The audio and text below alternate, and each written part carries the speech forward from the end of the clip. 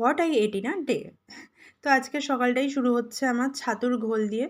আমার বাড়িতে খুব একটা যে আমি সকালে রুটি, সবজি এরকম রোজ, রোজ খেয়ে থাকি এরকম একদমই না, মাঝে সাঝেই খাই। অ্যাকচুয়ালি রুটি, সবজি যাই হোক, সেই সবজির মধ্যেও তো তেল থাকে। সকালটা আমি একদম লাইট খাওয়াই পছন্দ করি। আমার মনে হয় এটা হেলথের জন্য খুব ভালো।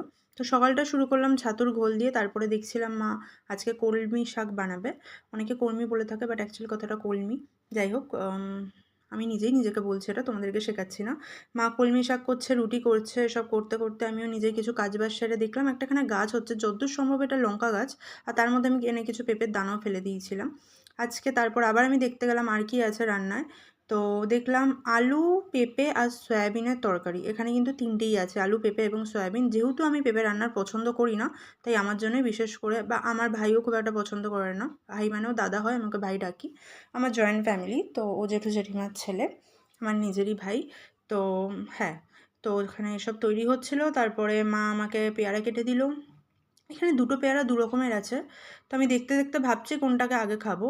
তো পেয়ারাটা দেখেও আমার মনে হচ্ছে খানিকটা পাকা পাকা, আর খাওয়ার পরেও আমি বুঝতে পেরেছিলাম যে হ্যাঁ, খানিকটা পাকা পাকা।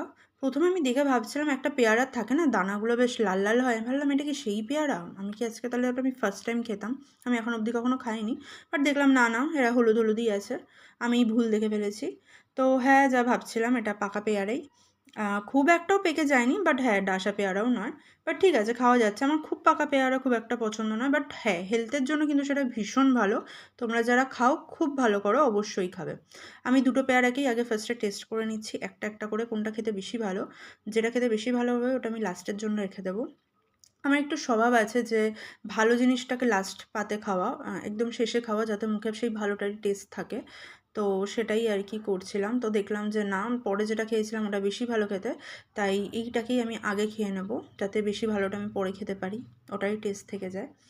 তো এখানে দু রকম পেয়ারা ছিল, মা এই দুটো কেটে দিয়েছিল। এই দুটোকে খেয়েই আম, আমি রান্নাঘরে উকিঝুঁকি মারা তো আজকে আমার হয়েই গেছিলো। তো বাকি এরপরে যেটা ছিল, খেতে বসার পর আর লাঞ্চের টাইম হয়েই আসছিলো, আর লাঞ্চের আগে ফল খাওয়াটা আমার মনে হয় বেশি বেটার। ভরা পেটে ফল খাওয়াচ্ছে। তো আজকে যেহেতু কলমি শাক ছিল, আর আমি শাক দিয়ে রুটি খেতে প্রেফার করি, তো এই মাছটা দিয়ে আমি অবশ্যই ভাত মেখে খাবো খানিকটা, আর এইটা দিয়েও আমি রুটি খাবো, তাই আমি প্রথমে রুটি নিয়ে নিই।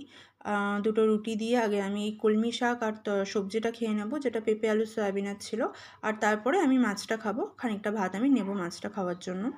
বিকেলে যখন খিদে খিদে পাচ্ছিল, দেখলাম টক ঝাল মিষ্টি চানাচুর নেই, আর টক ঝাল মিষ্টি চানাচুর ছাড়া আমার একদম মুড়ি মাখা ভালো লাগে না। আমার তার এই চানাচুরটা আমার খুব একটা পছন্দ নয়, বাট ওই আর কি খিদে খিদে পাচ্ছিলো, তাই একটু ভাবলাম এটাকেই খেয়ে নিই, মুড়ি মেখে আর খেতে ইচ্ছা করলো না। রাতে তারপর তাড়াতাড়ি ডিনার করে নিই, আর ডিনারে দেখতেই পাচ্ছ রুটি, বেশ সুন্দর গরম গরম ডিমের অমলেট, খেতে খুব টেস্টি, পেঁয়াজ ছাড়াই ছিল।